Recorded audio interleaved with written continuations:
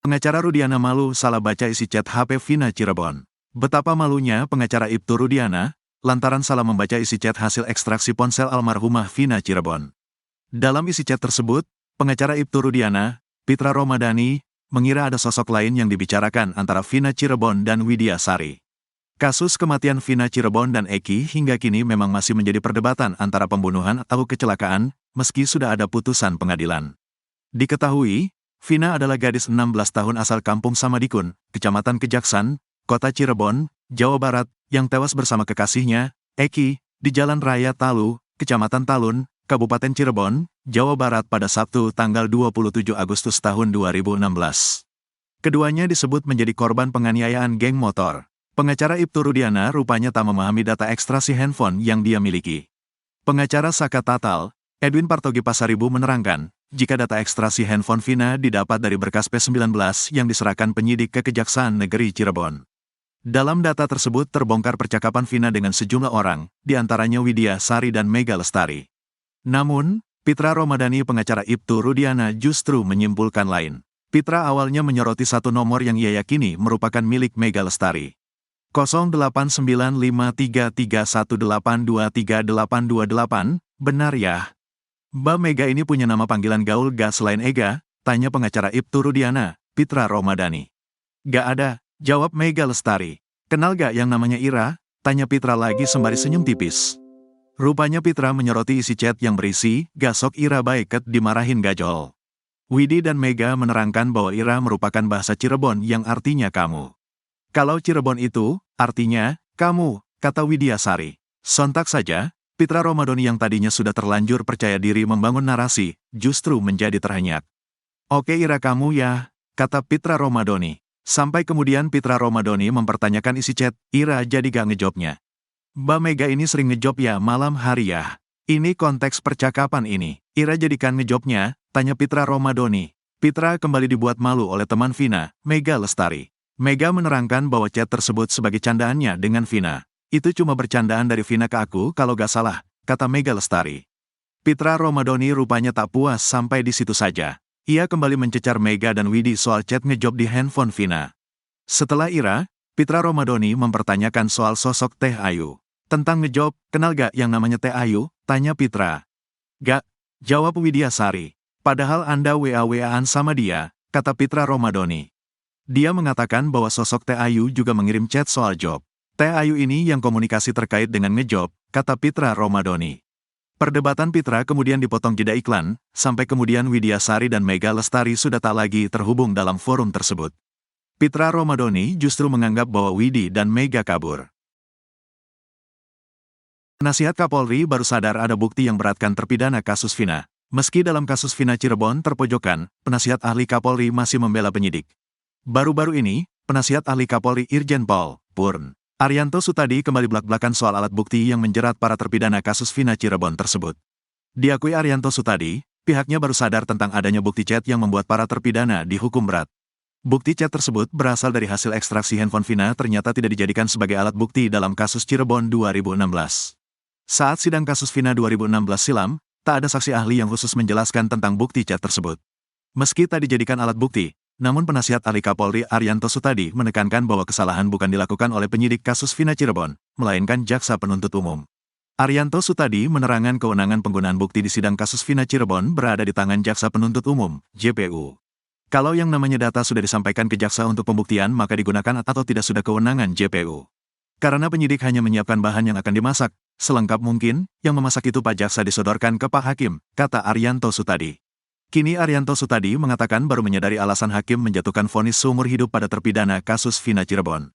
Menurutnya pertimbangan hakim bukan hanya bukti yang sederhana. Saya baru sadar, sekarang ternyata yang selama ini saya tanda tanyakan, Pak Hakim kok hanya dengan bukti sesimple itu kemudian dia menjatuhkan hukuman berat.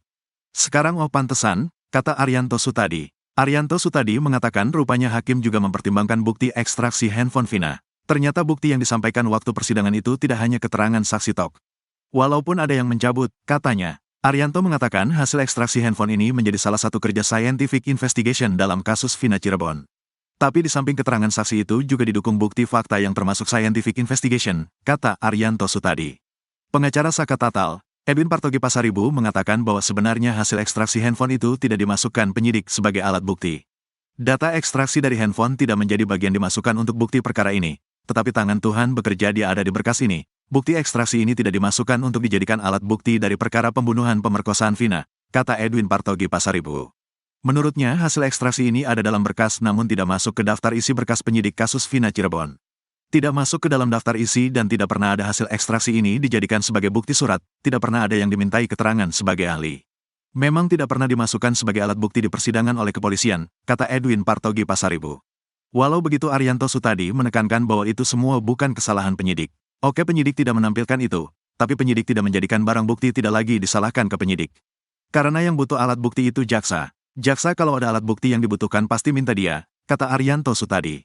Hasil ekstraksi handphone menjadi penting karena menunjukkan perbedaan waktu antara isi dakwaan dengan kejadian kasus Vina Cirebon yang sebenarnya.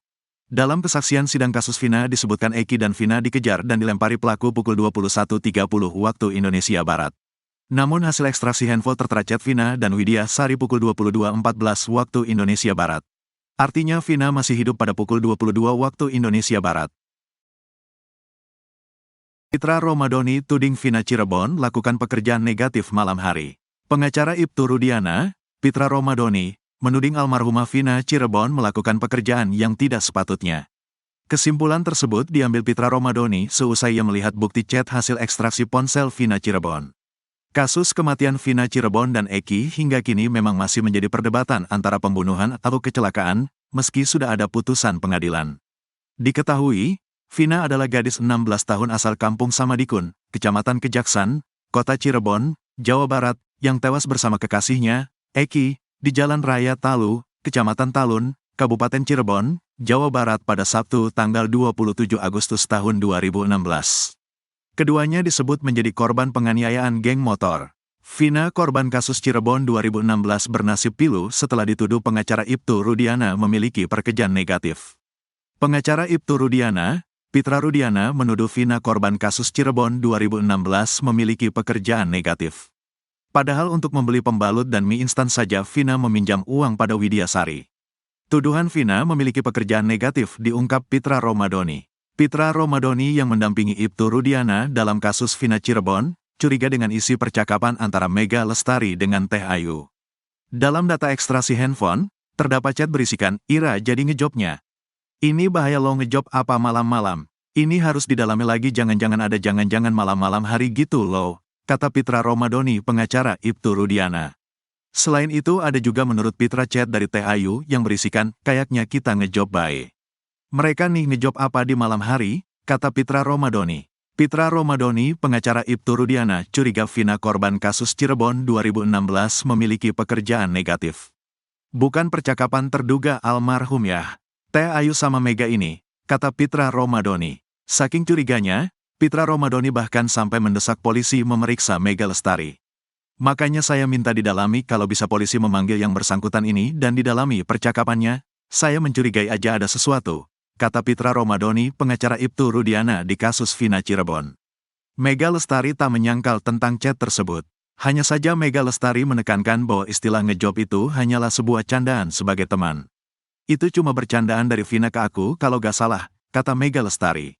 Sebelum meninggal dunia bersama Eki di Jembatan Talun Cirebon pada Sabtu tanggal 27 Agustus tahun 2016, Vina sempat meminjam uang pada Widya Lestari. Kepada Widya Sari, Vina mengaku lapar namun tak memiliki uang. Vina pun meminjam uang Widya Sari sebesar Rp50.000. "Wid, kamu ada uang nggak?" Dia bilang gitu. "Emangnya buat apa? Aku mau minjam dong Rp50.000 buat beli Indomie sama beli pembalut," kata Widya Sari menirukan percakapannya dengan Vina. Bukan hanya itu saja, sore hari sebelum tewas Vina juga diantar Mega Lestari ke rumah kakaknya, Marliana. Vina berniat meminta uang kepada kakaknya, Marliana. "Tadinya mau dikasih Rp20.000, tapi aku gak mau," kata Mega Lestari menirukan ucapan Vina Cirebon.